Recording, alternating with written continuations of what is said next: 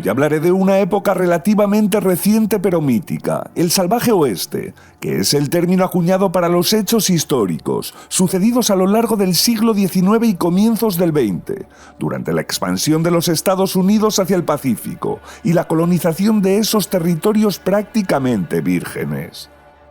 Se trata de un momento histórico complicado, en zonas entonces remotas, donde muchas veces la vida solo valía lo que llevaras en el bolsillo, y forajidos, maleantes, colonos y cazadores de fortunas luchaban día a día por alcanzar el siguiente con vida.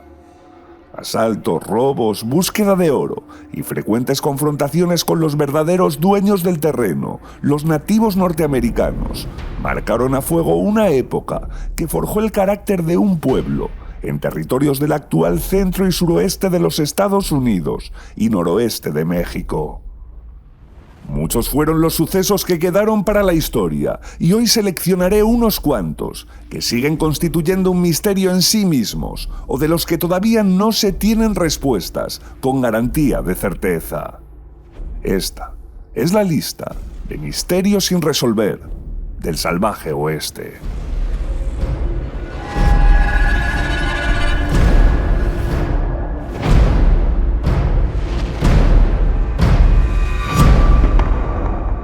Pocos son los tesoros del pasado que se siguen buscando activamente hoy día, y la mina del holandés perdido es uno de ellos.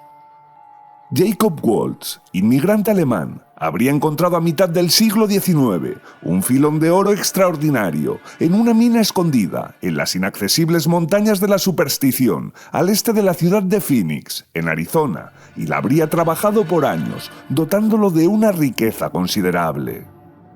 Como siempre sucede en estas historias, al final la muerte le sobrevino, sin dar la localización exacta de la mina, que desde entonces ha sido buscada.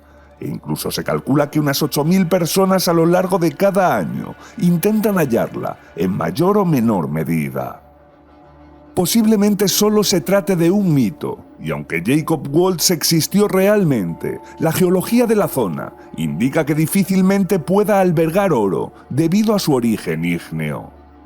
No obstante, los hechos que han rodeado su búsqueda no han hecho sino aumentar su fama, como la desaparición o muerte de muchos buscadores, los últimos de ellos en 2010.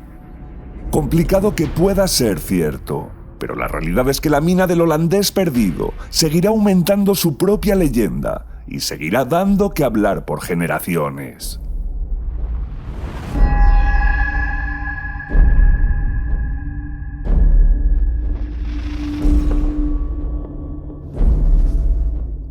Si buscas los restos de un barco encallado, uno de los últimos lugares donde se te ocurriría hacerlo es en las áridas áreas desérticas al norte del Mar de Cortés. Sin embargo, un sinfín de rumores surgieron en la segunda mitad del siglo XIX, de los que incluso la prensa se hizo eco, acerca de la existencia en la mayoría de versiones de un galeón español semienterrado en las arenas del desierto del Colorado, apoyado por la tradición oral de nativos norteamericanos de la zona, que relata hechos semejantes. Muchos lo han buscado, pero nadie lo encontró o aportó pruebas de haberlo hecho. La verdad es que buscar un barco en el desierto puede parecer estúpido, pero existe una pequeña posibilidad de sustento científico, puesto que la zona estuvo no hace tanto tiempo bajo el agua, aunque no en los últimos 500 años. Un pequeño aumento del nivel del mar haría que el Mar de Cortés avanzara muy hacia el norte, cubriendo zonas desérticas hoy día. O una gran riada en el cauce final del río Colorado podría inundar grandes zonas y convertirlo incluso en navegable, aunque difícilmente el capitán de un gran barco se adentraría por la evidente posibilidad de encallar.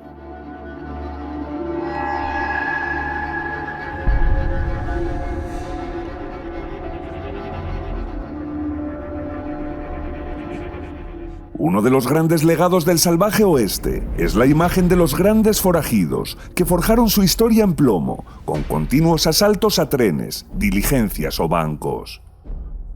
Uno de estos grandes bandidos fue Butch Cassidy, que junto a su compinche Sundance Kid hicieron del asalto a entidades bancarias su modo de vida, convirtiéndose en leyenda y en los más perseguidos por las autoridades en los últimos años del siglo XIX.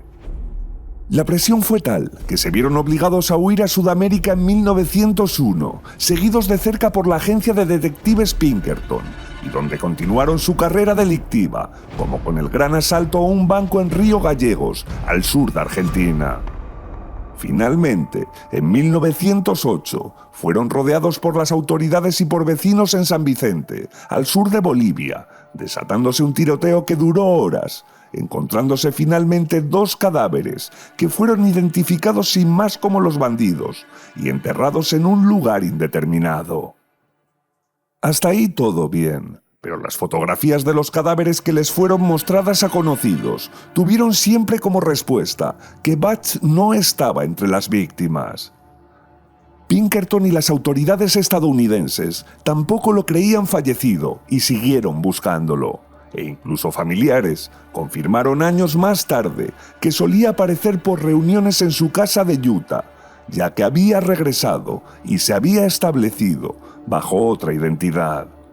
¿Murió Butch Cassidy en Bolivia? Las pruebas parecen indicar que no, o al menos ninguna lo respalda. Y además, dado por muerto, pudo regresar y rehacer su vida.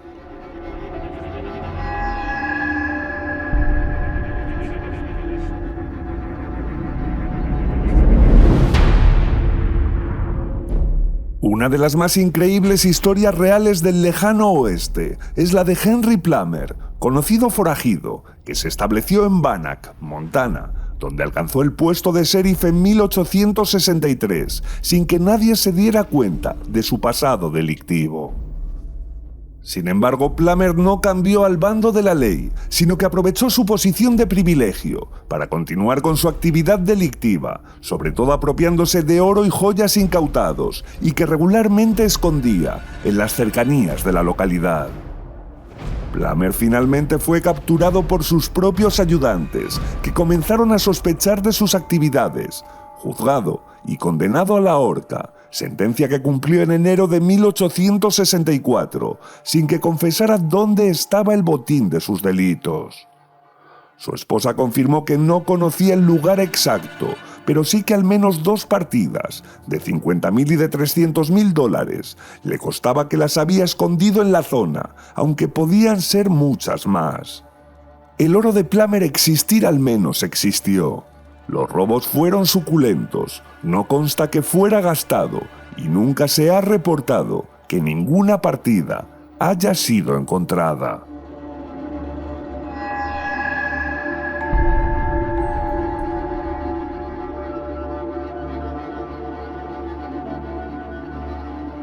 Una de las grandes figuras del norte de México y el sur de los Estados Unidos, de finales del siglo XIX y comienzos del XX, sin duda fue Pancho Villa.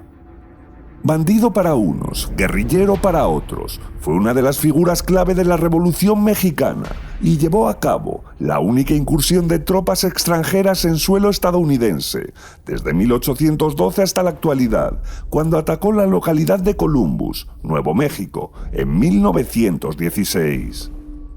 Prácticamente retirado de su vida revolucionaria, seguía siendo incómodo, por lo que fue asesinado en 1923, terminando su tumba profanada y su cuerpo decapitado 3 años más tarde, estando desde entonces su cabeza en paradero desconocido, aunque posiblemente fuera un encargo de William Randolph Hearst, magnate de la prensa estadounidense, que la quería como trofeo. También se cuenta que una de sus esposas, tuvo 75, dispuso que el resto de su cuerpo se trasladara, colocando otro como reclamo para evitar nuevas profanaciones, y que una de sus nietas, al ser trasladado para su descanso final en el Monumento a la Revolución Mexicana, comentara que apenas quedaban unos cuantos huesos. La pregunta que permanece es, ¿dónde está la cabeza de Villa? ¿Y qué sucedió realmente con el resto de su cuerpo? El salvaje oeste, por encima de toda la mitificación de las producciones de Hollywood, ha supuesto una época de extrema importancia que sembró el germen de lo que son los Estados Unidos hoy día. Fue una época de miseria para la mayoría de la gente que llegaba por miles cada día en busca de oportunidades y riqueza. Fue una época de violencia conformada por la falta de seguridad pública y, por qué no decirlo, fue una época de expulsión de nativos americanos que se vieron doblegados por la superioridad del rival en armamento. En definitiva, fue un tiempo de luces y sombras que dejó iconos que han pervivido hasta nuestros días como grandes nombres que la historia no olvidará. Y perdón por la voz, estoy medio acatarrado y seguro que se ha notado.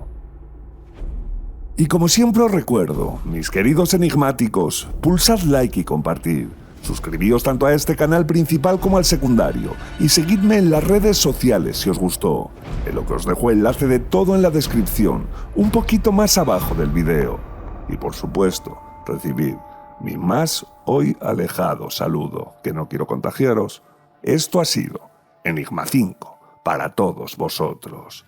¡Hasta pronto!